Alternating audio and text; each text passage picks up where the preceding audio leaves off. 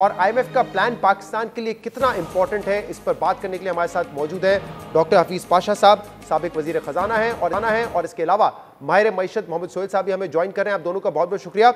پاشا صاحب، جو سخت شرائط تھی IMF کی وہ ہم نے مان لی ہے، لیکن اس کے بعد بھی اگریمنٹ نہیں ہوا ہے. آپ کو کیا وجہ اس کی نظر آتی ہے؟ اور اگر IMF کی جو مزید سخت شرائط بھی ہوں، کیا آپ کو لگتا ہے کہ پاکستان کو وہ مان لینی چاہیے تاکہ جو IMF کا پروگرام ہے وہ جاری رہے؟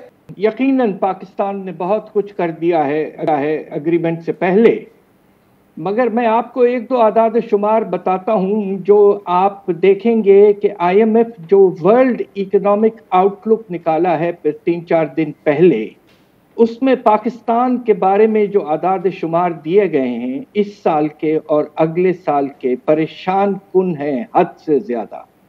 ایک آپ کو میں اگزامپل دے دوں.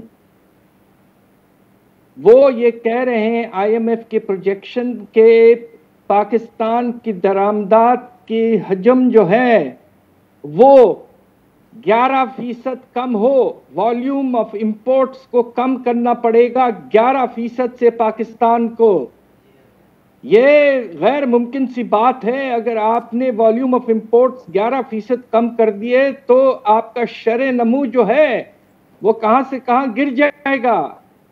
تقریباً ہر را مٹیریل، انٹرمیڈیٹ گڈ اور کیپٹل گڈ سب کو امپورٹیشن کم کرنی پڑے گی، اس لیے کہ نان ایسنشل آئٹمز میں اتنی گنجائش نہیں ہے.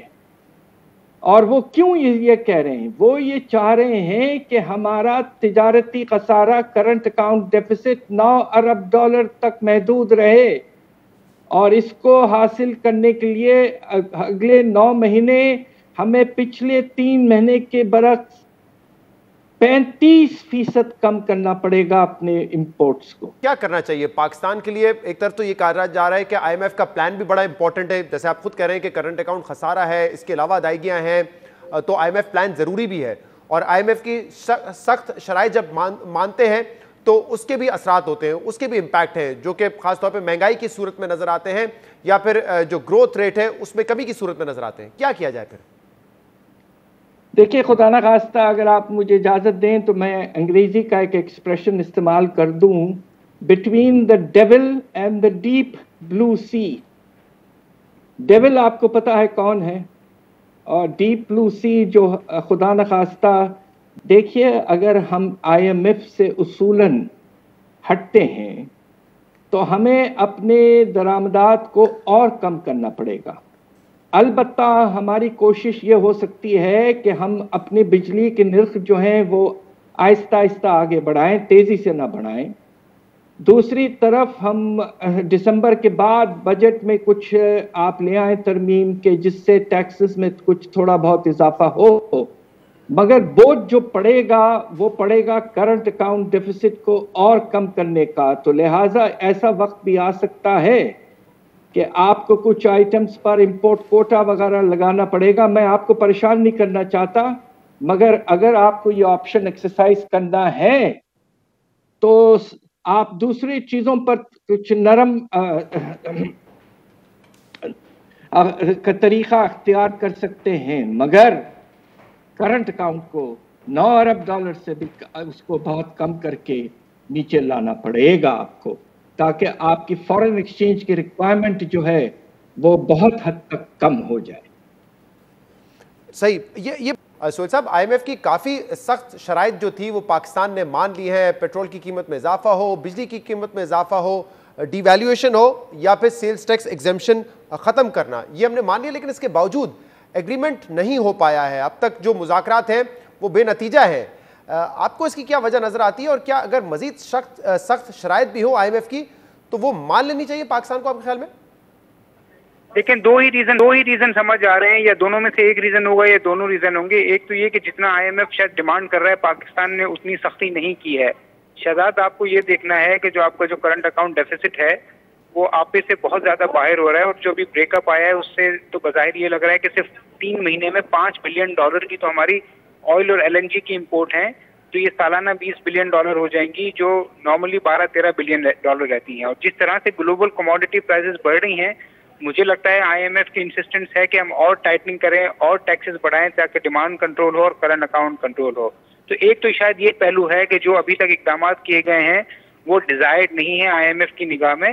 اور دوسرا جو ہمیشہ سے رہا ہے، اور اس کا کوئی آفیشیل ورژن تو نہیں ہے مگر آپ بھی جانتے ہیں ہم بھی جانتے ہیں کہ پاکستان کا امریکہ سے جو تعلقات ہیں وہ بھی ایک روڈ بلاک ہو سکتے ہیں. تو مجھے لگتا ہے یا یہ دو ریزن ہیں یا دونوں میں سے ایک ریزن ضرور ہے جس کی وجہ سے معاہدہ پورا نہیں ہو پا رہا.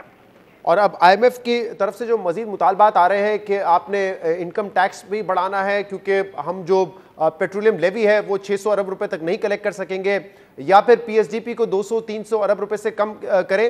کیا آپ کے خیال میں یہ اس قسم کے فیصلے ہیں جس سے جو گروتھ ہے وہ متاثر ہوگی اگر اس کی یہ شرطیں مان لی جاتی ہیں؟ تو دیکھیں اگر یہ سخت شرائط مان لی جاتی ہیں اور میرے خیال میں مان لینی بھی چاہیے تو بالکل گروتھ تو افیکٹ ہوگی، کیونکہ پاکستان ہمیشہ 4% سے جب بھی اوپر جاتا ہے تو مسئلے مسائل شروع ہو جاتے ہیں، اور اس دفعہ تو 4% سے نہ صرف پاکستان اوپر جا رہا تھا بلکہ گلوبل کموڈٹی پرائسز کا بھی بڑھ جانا ایک رسک تھا. تو میرے خیال میں سخت شرائط ہوں گی اور پاکستان کے پاس انفارچونیٹلی رستہ کوئی اور نہیں ہے، ان کو سخت شرائط ماننی پڑیں گی، کیونکہ جس تیزی سے آپ کی امپورٹ بڑھ رہی ہے اور ریزرو گر رہے ہیں، اگر ہم نے IMF کے ساتھ معاہدہ نہیں کیا تو پھر بہت حالات خراب ہوں گے. بتائیے گا ڈاکٹر صاحب کہ ابھی جو ہم نے اقدامات لیے ہیں، مثال کے طور پہ پیٹرول کی قیمت بڑھا دی ہم نے بجلی کی قیمت بڑھا دی ہے، ڈی ویلیوشن ہو گئی ہے، کتنا امپیکٹ اس کا آئے گا؟ کیا امپلیکیشنز ہوں گے اس کے، خاص طور پہ مہنگائی پر اور عام آدمی پر؟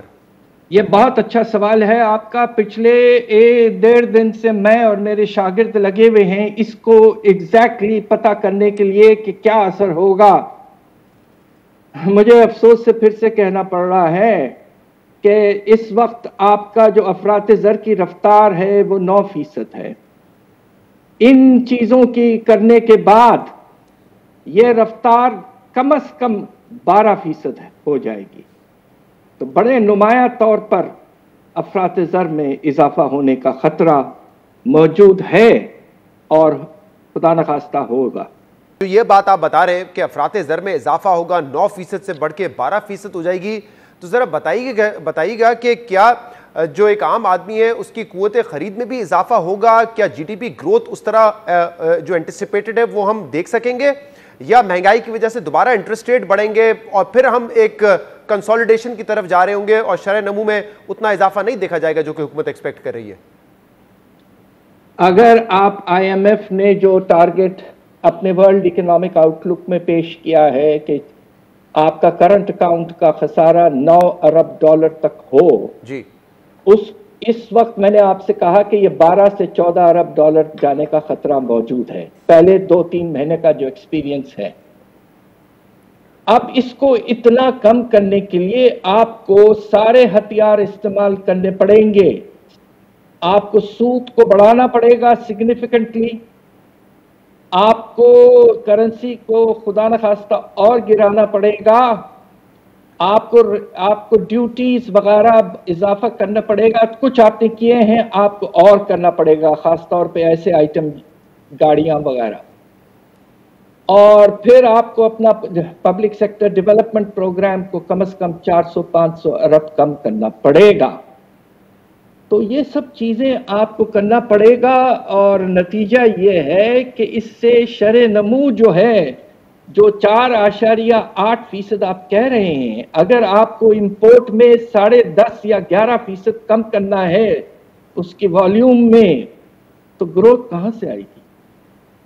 مشکل سے اگر 3% ہو جائے تو میں سمجھتا ہوں کہ ایڈجسٹمنٹ مناسب رہا ہے.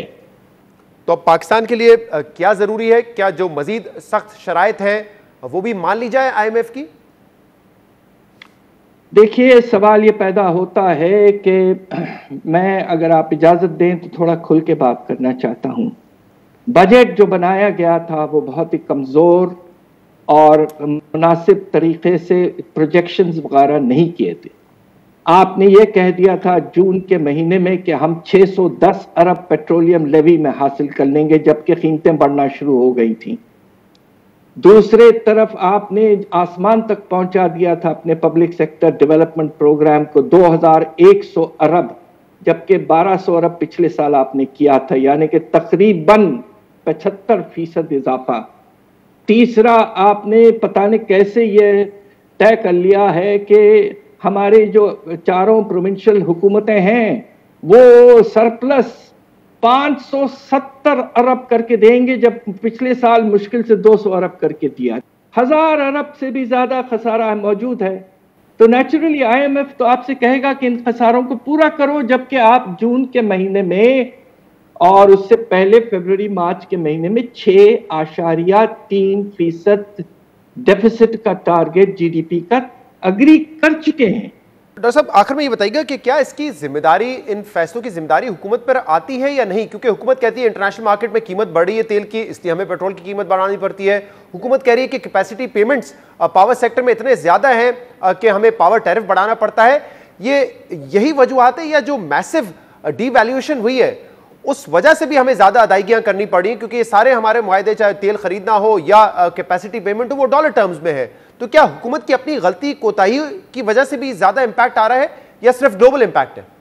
देखिए, एक चीज मैं आपको बता दूं कि हमारे करीब जो ममालिक हैं वहां अफराते ज़र जो अगले साल का प्रोजेक्शन किया गया है वो 5% से ज्यादा नहीं है।